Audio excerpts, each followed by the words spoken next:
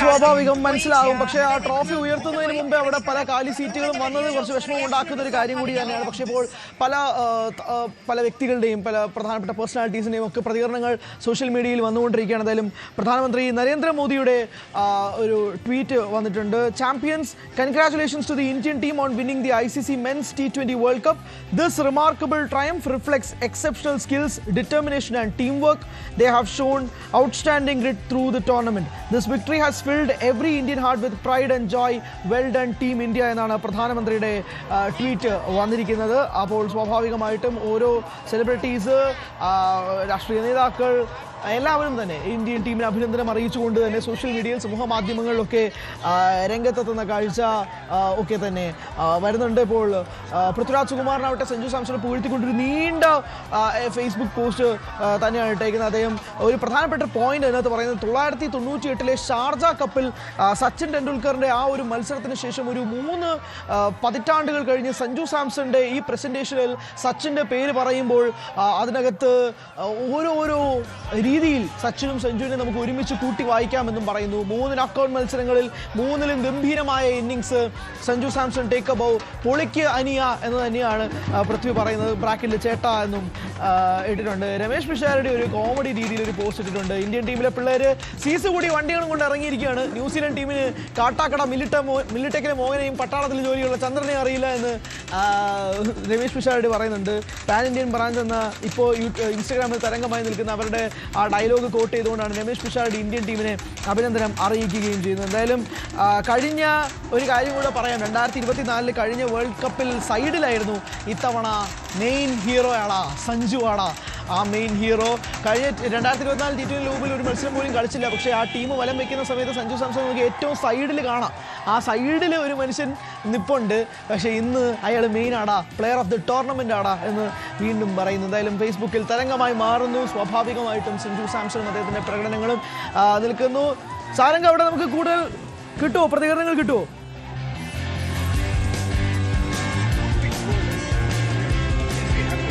After a little bit better, making sure that they are not overworked. But the others should be playing. പൊട്ടിക്കരയുന്ന Sanju സാംസണെ ഗ്രൗണ്ടിൽ കാണാം. അർഷ്ദീപ് സിംഗ് ഉൾപ്പെടെ phone എടുത്തുകൊണ്ട് selfie എടുക്കാനും video കോളിലും ഒക്കെയായി Indian താരങ്ങൾ വരിയായി സഞ്ജു സാംസണിന്റെ പിന്നാലെ നിൽക്കുന്ന കാഴ്ചയും കാണുകയാണ്. സഞ്ജു നിറകണ്ണുകളോടെ നിൽക്കുന്ന കാഴ്ച ആരെ എഴുതിയ സ്ക്രിപ്റ്റ് അല്ലേ? എന്തായാലും ഇങ്ങനെയൊക്കെ ഒരാൾക്ക് സ്ക്രിപ്റ്റ് എഴുതാൻ കഴിയുമോ? T20 ലോകകപ്പിൽ 15 അംഗ ടീമിൽ പോലും ഇടം പിടിക്കുമോ എന്ന ചോദ്യത്തിൽ നിന്ന് ഇതാ മെയിൻ ആടാ ഞാനെന്ന് വിളിച്ചു പറയുന്ന ആ സഞ്ജു സാംസണിൻ്റെ ഒരു മാസത്തെ നീണ്ടു നിൽക്കുന്ന T20 ലോകകപ്പ് ക്യാമ്പയിൻ. എന്തായാലും ഇന്ത്യൻ താരങ്ങൾ അവർ സെൽഫി എടുക്കുകയാണ്, ആഘോഷിക്കുകയാണ് എന്നുള്ളതും പറയേണ്ടി ഇരിക്കുന്നു. എന്തായാലും വളരെ കുറച്ച് നിമിഷങ്ങൾക്കുള്ളിൽ സൂര്യകുമാർ യാദവിൻ്റെ കൈകളിലേക്ക് ആ T20 ലോകകപ്പ് കിരീടം എത്തുന്ന കാഴ്ച നമുക്ക് കാണാൻ സാധിക്കും. ഇന്ത്യയിലൊട്ടാകെ തന്നെ ആഘോഷങ്ങൾ, ഭയങ്കര ഗംഭീരമായ ആഘോഷങ്ങൾ. നമുക്ക് സ്ക്രീനിൽ പ്രേക്ഷകർ കാണുന്നത് പോലെ തന്നെ ഭയങ്കരമായ ആഘോഷ പരിപാടികൾ നടക്കുകയാണ്. ഓരോ തെരുവുകളിലും ഓരോ ആഘോഷങ്ങൾ തന്നെയാണ് നടക്കുന്നത്. ത്രിവർണ്ണ പതാകകൾ ഉയർത്തിക്കൊണ്ടുള്ള ആഘോഷങ്ങൾ നടക്കുന്നു. വണ്ടികൾക്കൊന്നും പോകാൻ പോലും കഴിയില്ല, കാരണം റോഡൊക്കെ ആളുകൾ അങ്ങ് എടുക്കുന്ന അവസ്ഥ. The real Kerala story, the ക്രിക്കറ്റിലെ ദ റിയൽ കേരള സ്റ്റോറി എന്ന് തന്നെ പറയേണ്ടി വരും. പലരും കേരള സ്റ്റോറി എന്നൊക്കെ പറഞ്ഞ് ഓരോ കഥകളൊക്കെ കൊണ്ടുവരും. പക്ഷേ ഇതാണ് കഥ, ഇതാണ് ചരിത്രത്തിൽ എഴുതേണ്ട കഥ, ഇതാണ് യഥാർത്ഥ കേരള സ്റ്റോറി എന്ന് പറയണം. ഫൈനലിൽ സഞ്ജു ടോപ്പ് സ്കോറർ ആവുന്നു. T20 ലോകകപ്പ് ചരിത്രത്തിൽ ഇത്രയും ഉയർന്ന ഒരു വ്യക്തിഗത സ്കോർ ഫൈനൽസിൽ ഇതുവരെ ഉണ്ടായിട്ടില്ല. ആ റെക്കോർഡും സഞ്ജു സ്വന്തമാക്കി. ഇന്ത്യൻ ജേഴ്സിയിൽ അണിഞ്ഞ T20 ലോകകപ്പിൽ ഏറ്റവും ഉയർന്ന സ്കോർ സഞ്ജു സ്വന്തമാക്കി. ഒരു T20 ലോകകപ്പിൽ ഏറ്റവും കൂടുതൽ സിക്സറുകൾ നേടുന്ന താരമെന്ന റെക്കോർഡ് 24 സിക്സോടെ സഞ്ജു സ്വന്തമാക്കി. ഒരൊറ്റ മത്സരത്തിൽ നിന്നും റെക്കോർഡുകൾ എണ്ണി തുടങ്ങിക്കഴിഞ്ഞാൽ സഞ്ജു ഉണ്ടാക്കിയ റെക്കോർഡുകൾ നമുക്ക് ഇങ്ങനെ എണ്ണിക്കൊണ്ടേയിരിക്കണം. എന്തായാലും ICC ലോകകപ്പുകൾ 5 ഇപ്പോൾ ഇന്ത്യ എടുത്തു വെച്ചിരിക്കുകയാണ്. അത് 1983 കപിൽ ദേവിൽ നിന്ന് തുടങ്ങി. അത് 2007, 2011, 2013, 2024 അങ്ങനെ എല്ലാം കൊണ്ട് നമ്മൾ എടുത്തു നോക്കി എണ്ണിക്കൊണ്ട് 24 ICC ടൂർണമെൻറ്റുകൾ ഇന്ത്യ ഒരുപാട് അങ്ങ് സ്വന്തമാക്കിയിട്ടുണ്ട് എന്നും കൂടി എടുത്ത് പറയണം. എന്തായാലും താരങ്ങൾ എല്ലാവരും സന്തോഷത്തിലാണ്. എല്ലാവരും കാത്തിരിക്കുന്നത് ആ കപ്പ് ഉയർത്തുന്ന നിമിഷത്തിലേക്ക് വേണ്ടി തന്നെയാണ്. പക്ഷേ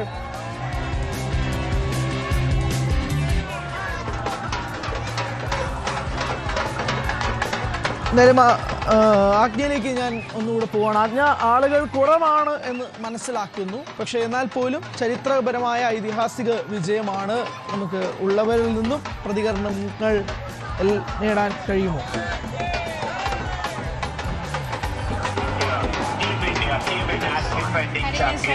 Now they have repeated and defeated history. It's now time for the post-match presentation, where the cup will be given.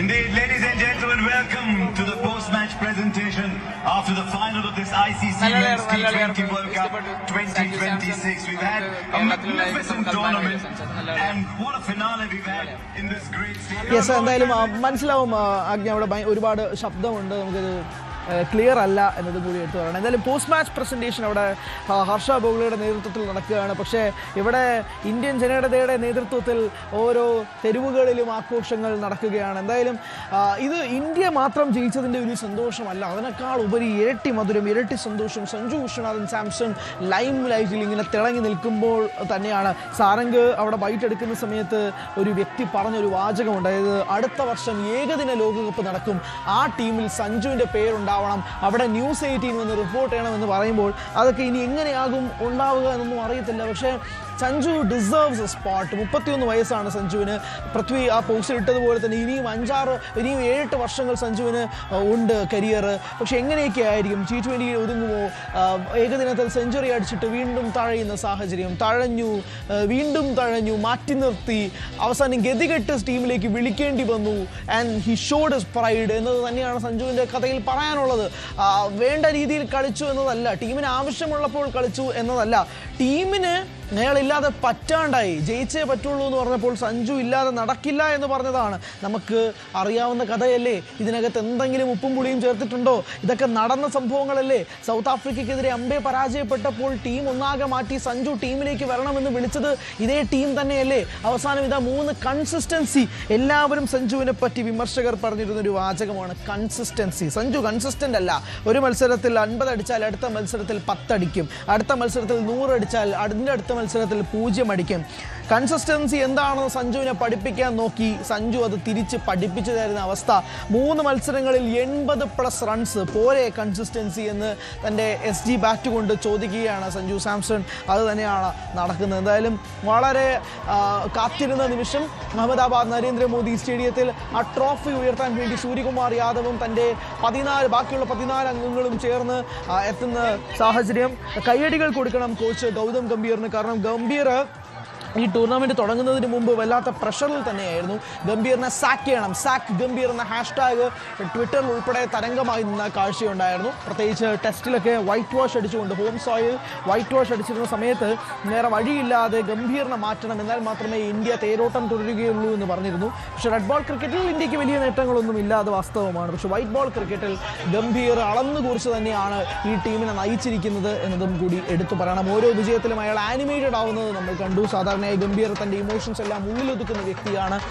പക്ഷെ വളരെ ആനിമേറ്റഡ് ആയിട്ട് നിൽക്കുന്ന ഗംഭീറിനെയാണ് നമ്മൾ ഈ ടൂർണമെൻറ്റിൽ ഉടനീളം കണ്ടത്. എന്തോ പ്രൂവ് ചെയ്യാനുള്ളത് പോലെ തന്നെയാണ് അയാൾ ഉടനീളം ഈ ടൂർണമെൻറ്റിലുണ്ടായത്. പ്രൂവ് ചെയ്തിരിക്കുന്നു എന്നതും കൂടി എടുത്തു പറയേണ്ടിയിരിക്കുന്നു. ആൻഡ് ഇതെല്ലാം കോച്ചിങ് സ്റ്റാഫിന്, ക്യാപ്റ്റൻ ബാറ്റിംഗ് കോച്ചായ സുധാംശു കോട്ടക്കിനെ എല്ലാവർക്കും അർഹിച്ച ഒരു വിജയത്തിലേക്ക് തന്നെയാണ് ഇന്ത്യൻ ടീം പോകുന്നത്. ബൗളിംഗ് കോച്ചായ മോർനെ മോർക്കലിനെ എടുത്തു പറയണം. അയാളുണ്ടാക്കുന്ന ഏറ്റവും പ്രധാനപ്പെട്ട അയാളുണ്ടാക്കുന്ന തീരുമാനങ്ങൾ എല്ലാം തന്നെ നമ്മൾ എടുത്ത് സൂചിപ്പിക്കേണ്ടിയിരിക്കുന്നു. അയാളുണ്ടാക്കിയ ഇമ്പാക്റ്റ് എല്ലാം തന്നെ നമുക്കറിയാവുന്നതാണ്. അങ്ങനെ ഇന്ത്യൻ ടീമിൽ വർക്ക് ചെയ്തിരിക്കുന്ന നമുക്ക് മുഖപരിചയമുള്ള 15 താരങ്ങളും കോച്ചസും ആണെങ്കിൽ അല്ലാതെ ഫിസിയോസ് ഉൾപ്പെടെ എല്ലാവരും ഇന്ത്യൻ ടീമിന് അത്രമാത്രം സേവനം അനുഷ്ഠിക്കുന്നവർ തന്നെയാണ്. അവർക്ക് എല്ലാവർക്കും അർഹിച്ചതാണ് ഈ അവാർഡ് എന്നുള്ളത് തന്നെ പറയേണ്ടി വരും. പല ക്രിക്കറ്റിംഗ് ലെജൻസും പറയാറുള്ളത് പോലെ ഇന്ത്യക്കൊരു ജസ്പ്രീത് ബുംറയുണ്ട്, നമുക്കതില്ല എന്നതാണ് പല ടീമുകളെയും ഡിഫറൻഷിയേറ്റ് ചെയ്യാനുള്ളൊരു പോയിൻ്റായിട്ട് നിൽക്കുന്നത്. Undoubtedly, undisputed, the greatest of all time എന്ന് വീണ്ടും വീണ്ടും അയാൾ വിളിപ്പിക്കുകയാണ്. The Jasprit Bumrah, the one and only Jasprit Bumrah. ഇന്ത്യക്ക് വേണ്ടി എത്ര മത്സരങ്ങൾ ജയിപ്പിച്ചു തന്ന അതേ താരം ഇന്ന് man of the match award സ്വന്തമാക്കിയപ്പോഴേക്കും സ്വാഭാവികമായിട്ടും അത് കിട്ടേണ്ട അവാർഡാണ്. Player of the tournament Sanju Samson നേടുമ്പോഴും അത് ലഭിക്കേണ്ട അവാർഡ് തന്നെയാണ്. വോട്ടിങ്ങിൽ ബഹുദൂരം മുന്നിലായിരുന്നു സാംസൺ. എന്തായാലും സഞ്ജു അത്രമാത്രം ബഹുദൂരം മുന്നിലായിരുന്നു. വോട്ടിംഗ് സാധാരണക്കാരായ പ്രേക്ഷകർക്ക് ഉൾപ്പെടെ തുറന്നു കൊടുക്കുകയായിരുന്നു ICC. അതിൽ വോട്ടിംഗ് ശതമാനമൊക്കെ എടുത്തു നോക്കിയാൽ ബഹുദൂരം മുന്നിലായിരുന്നു സഞ്ജു സാംസൺ.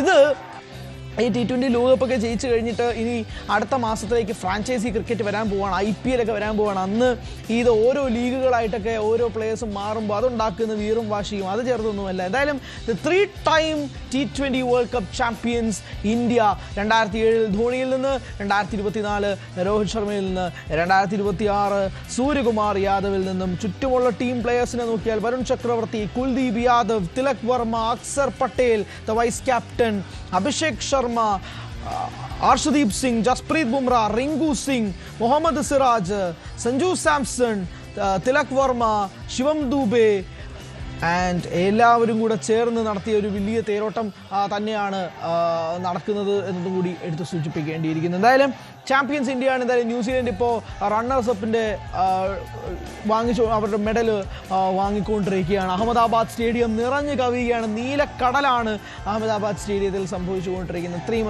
അധികം ജനസാഗരം ആരും വീടുകളിലേക്ക് തിരികെ പോയിട്ടില്ല. കാരണം അവർ എല്ലാവരും വന്നത് തന്നെ ആ കപ്പ് ഉയർത്തുന്നത് കാണാൻ വേണ്ടിയിട്ടുള്ള നിമിഷത്തിന് വേണ്ടിയിട്ട് തന്നെയാണ്. എന്തായാലും ഇപ്പോൾ സുരേഷ് വാര്യത്ത് ചേരുന്നുണ്ട് നമ്മളോടൊപ്പം.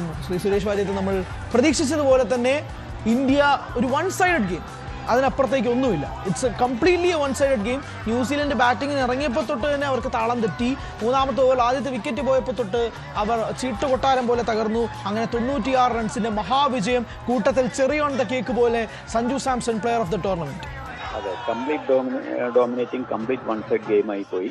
പ്രത്യേകിച്ചും അവരെ പിന്നാലെ അടിക്കുമെന്നാണ് വിചാരിച്ചത്. പക്ഷെ അത് സൂര്യകുമാർ യാദവിന്റെ ക്യാപ്റ്റൻസിയുടെ ഒരു ടാക്ടിക് കാരണം അക്ഷർ പട്ടേലിനെ ആദ്യത്തെ ഓപ്പണിങ്ങിൽ നിന്ന് കൊണ്ടുവരികയും പിന്നാലിന് സ്പിന്നേഴ്സിനെ പൊതുവെ കളിക്കാനുള്ള ബുദ്ധിമുട്ട് മനസ്സിലാക്കിയിട്ട് ആ വിക്കറ്റ് കറക്റ്റായിട്ട് എടുക്കുകയും ചെയ്തു.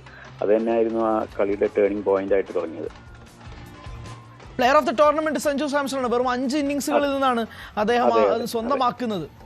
അതെ, നോക്കൌട്ടിലാണ് അതിന്റെ മൂല്യം വന്നത്. നോക്കൌട്ടിലെ quarter final, semi and final അദ്ദേഹം കളിച്ച ആ ഇന്നിങ്സുകൾ അത് ഒരു കപ്പിനോളം പോകുന്ന, അത്രയും ഒരു വേൾഡ് കപ്പിനോളം പോകുന്ന ഇന്നിങ്സുകളാണത്. അപ്പോൾ അതിന്റെ മൂല്യം കണക്കാക്കിയിട്ടാണ് പ്ലെയർ ഓഫ് ദ ടൂർണമെന്റ് ആയിട്ട് കൊടുത്തത്. ഞാനും പറയുകയാണെങ്കിൽ ശരിക്കും player of the match also Sanju Samson. പക്ഷേ ജസ്പ്രീത് ബുംറയുടെ ആ ഒരു ടൂർണമെന്റിലുടനീളമുള്ള ശ്രമത്തെ കാണാതിരിക്കാൻ പറ്റില്ല. അതുകൊണ്ടാണ് അദ്ദേഹത്തിന് പ്ലെയർ ഓഫ് ദ മാച്ച് കൊടുത്തത്. കൂടുതൽ വാർത്തകൾക്ക് News 18 Keralam YouTube channel subscribe ചെയ്യുക.